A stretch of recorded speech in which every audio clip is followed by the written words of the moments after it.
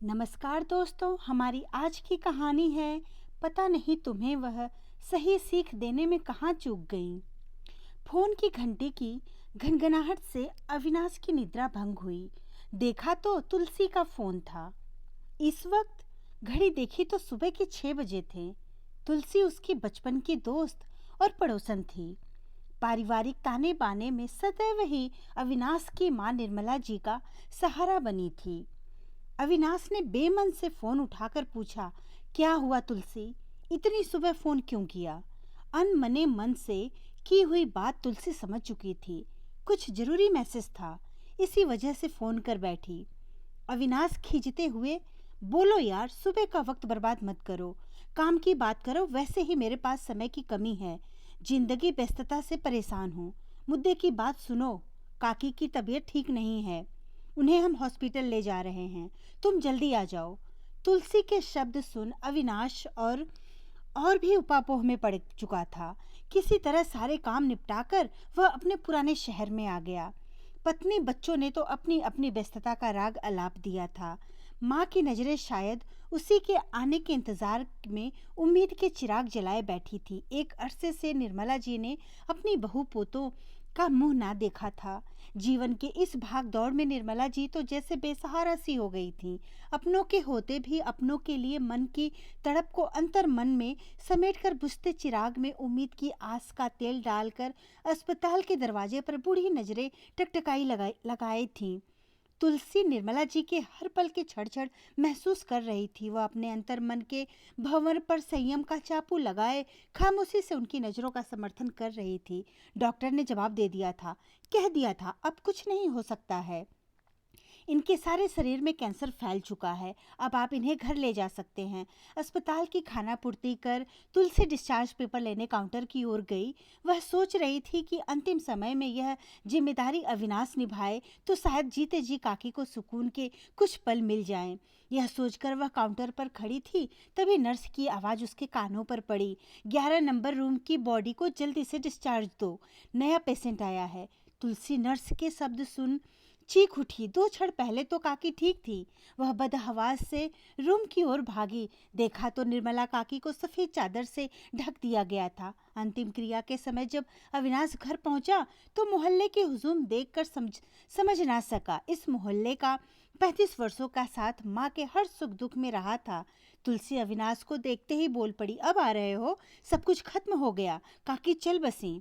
अविनाश ने उखड़ते मुंह से कहा, क्या करता, रात की ट्रेन थी, वह भी लेट हो चुकी थी। आ तो गया ना, मुझे क्या मालूम था कि मुझे यह खबर सुनने को मिलेगी। फिर तुलसी तमकते हुए बोली, बड़ी कंपनी में अच्छे पोस्ट पर हो, हवाई यात्रा करते हो, आज ही ट्रेन से आना था।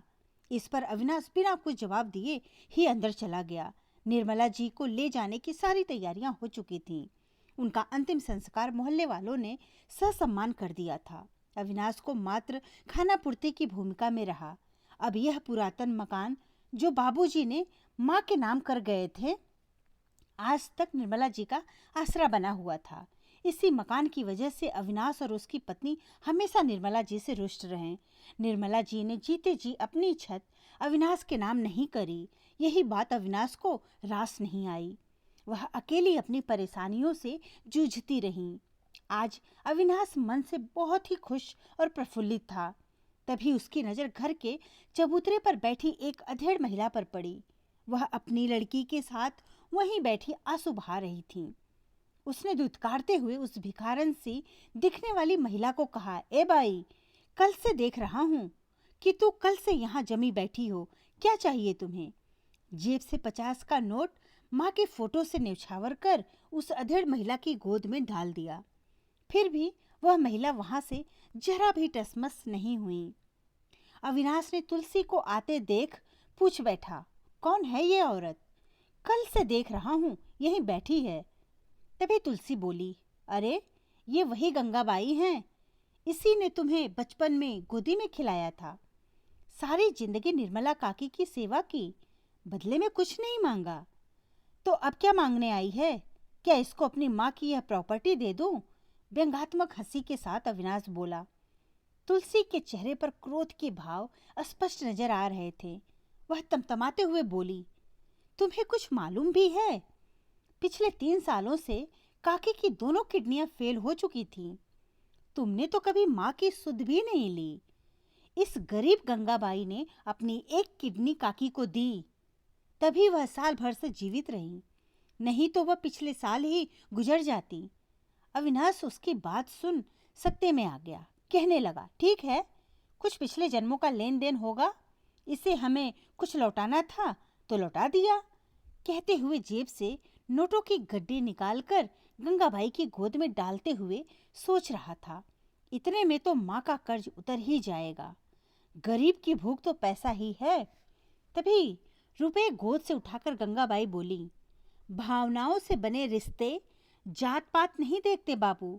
माँ जी के अनेकों उपकार हैं हम पर। हम उनके उपकार इस जन्म में तो क्या, कोनो जन्म में नहीं उतार सकते। माँ जी ने हमार लड़की के अलावा पूरे निचले मोहल्ले की लड़कियों को शिक्षा देकर उन्हें नई दिशा दी, गलत सही का ज्ञान दिया और अपने पैरों पर खड़ा किया। सिलाई बुनाई सिखाई। पता नहीं तुम्हें वह सही सीख देने में कहाँ चूक गईं। कहते हुए वह नोटों की गड्डी अविनाश को लौटाने लगी। माँ की प्रशंसा का गुणगान सुन अविनाश तुलसी की ओर देखने लगा।